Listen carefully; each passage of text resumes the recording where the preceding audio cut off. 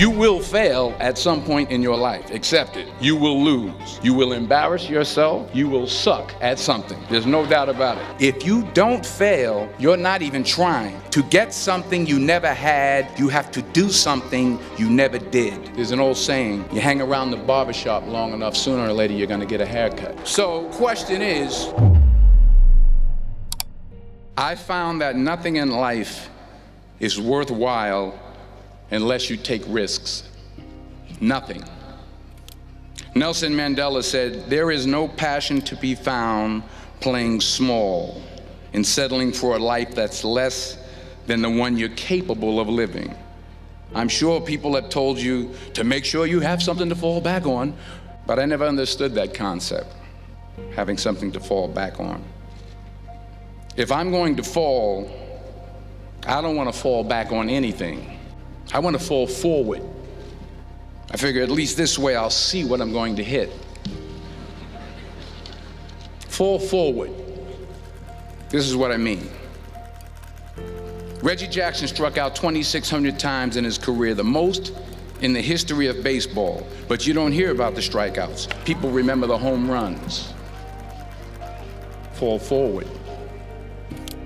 Thomas Edison conducted 1,000 failed experiments because the 1,001st was the light bulb. Fall forward.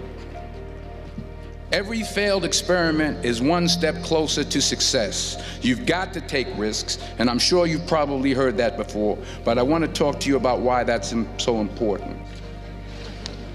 First, you will fail at some point in your life. Accept it.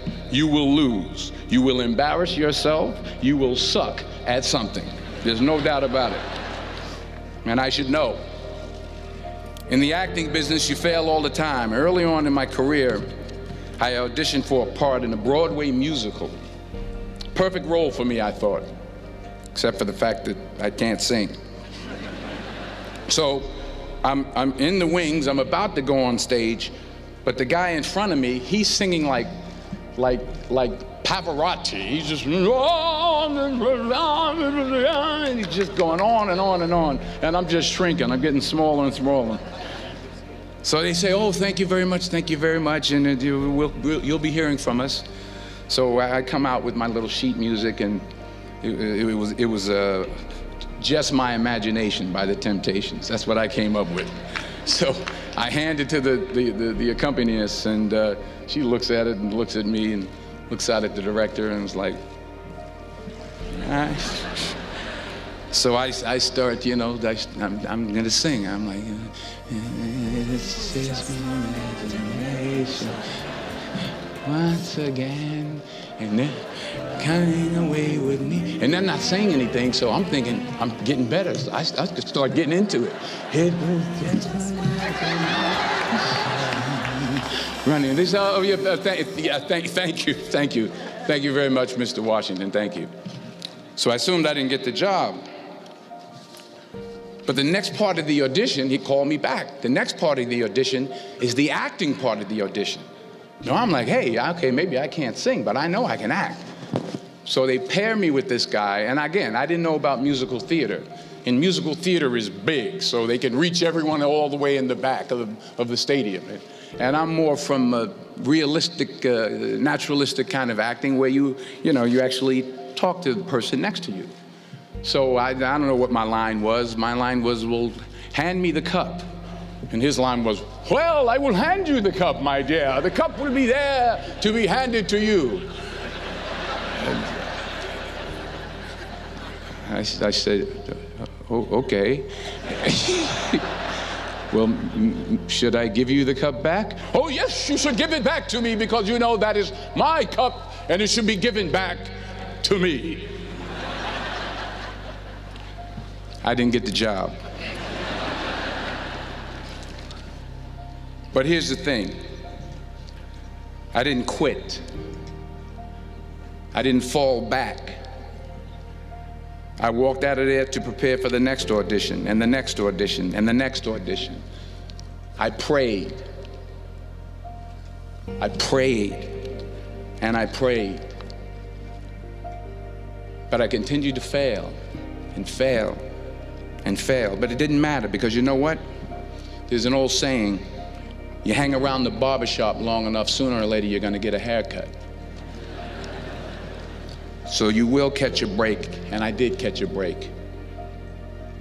Last year, I did a play called Fences on Broadway. Someone talked about it. Won the Tony Award. And I didn't have to sing, by the way. But here's the kicker. It was at the Court Theater. It was at the same theater that I failed that first audition 30 years prior. If you don't fail, you're not even trying. I'll say it again. If you don't fail, you're not even trying. My wife told me this great expression.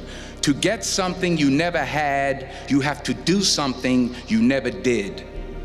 Les Brown's a motivational speaker. He made an analogy about this. He says, imagine you're on your deathbed, and standing around your deathbed are the ghosts representing your unfulfilled potential. The ghost of the ideas you never acted on, the ghost of the talents you didn't use. And they're standing around your bed, angry, disappointed, and upset. They say, we came to you because you could have brought us to life, they say. And now we have to go to the grave together. So I ask you today, how many ghosts are going to be around your bed when your time comes? You've invested a lot in your education, and people have invested in you. And let me tell you, the world needs your talents, man, does it ever. I just got back from South Africa. It's a beautiful country, but there are places there with terrible poverty that need help. And Africa is just the tip of the iceberg. The Middle East needs your help. Japan needs your help. Alabama needs your help. Tennessee needs your help. Louisiana needs your help. Philadelphia needs your help. The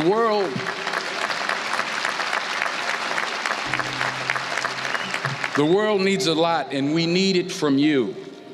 We really do. We need it from you young people. I mean, I'm not speaking for the rest of us up here, but I know I'm getting a little grayer. We need it from you, the young people, because remember this. So you got to get out there. You got to give it everything you got, whether it's your time, your talent, your prayers, or your treasures. Because remember this. You will never see a U-Haul behind a hearse.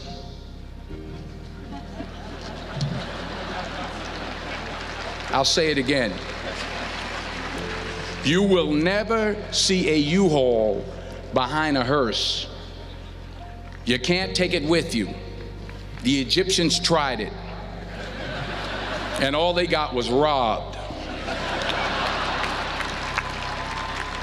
So the question is, what are you going to do with what you have? I'm not talking about how much you have.